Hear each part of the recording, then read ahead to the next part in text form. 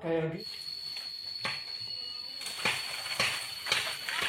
Halo, assalamualaikum warahmatullahi wabarakatuh. Waalaikumsalam warahmatullahi Kali ini wabarakatuh. saya akan bercerita tentang kejadian kisah nyata, kisah misteri yang dialami oleh adik dari bapak saya ya. Ketika itu jadi gini ceritanya.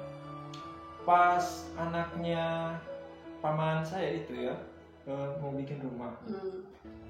Kan kalau mau bikin rumah itu diperlukan ada bambu ya, pohon bambu. Nah disitulah kebetulan si menantunya paman saya itu memiliki kebun ya, hutan bambu lah kita sebut. Nah,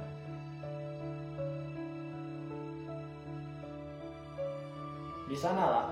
Dan apa ya, kalau kata orang Sunda itu teh jorok ya. Kalau jorok itu jadi ketika mau mengambil bambu dari si hutan bambu tersebut, si paman saya sama menantunya itu tidak pakai permisi atau ucapan-ucapan apalah kayak gitu ya. Jadi sembarang saja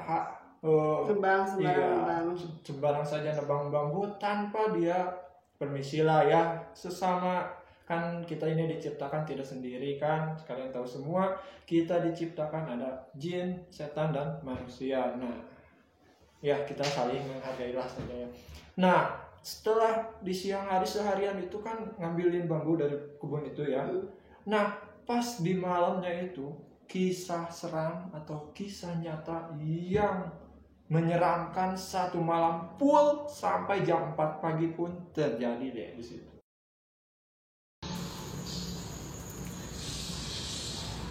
Jadi pas di situ ketika paman saya sama istrinya tidur, terus si menantunya sama anaknya tidur, dan dua ya adiknya si anak dan dua anaknya lagi nih tidur. Semalam diteror sama suara apa di situ?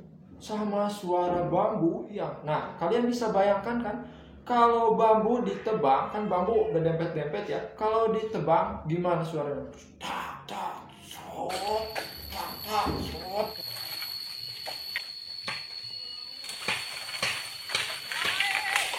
Kayak gitu suaranya. Nah disitulah teror semalaman. Ada yang ketuk-ketuk pintu, tok tok tok tok tok ke kamarnya. Sampai seisi rumah semuanya mengalami kejadian tersebut. Dan di situ pun seisi rumah pun tidak bisa tidur semalaman di situ. Atas teror dari malam-malam gini siapa yang ditebang oleh paman saya dan menantunya. Nah, tak sampai di situ ceritanya. Semua orang di situ pun kan tidak bisa tidur ya. Sampai ada suara yang masuk ke dapur, sampai ada suara yang ketuk-ketuk pintu kamar, seperti itu ceritanya ya. Nah, di situ pun keesokan harinya akhirnya dia pun pergi lagi lah ke hutan bambu ya, membaca kalimat-kalimat sesuai agamanya Islam kan.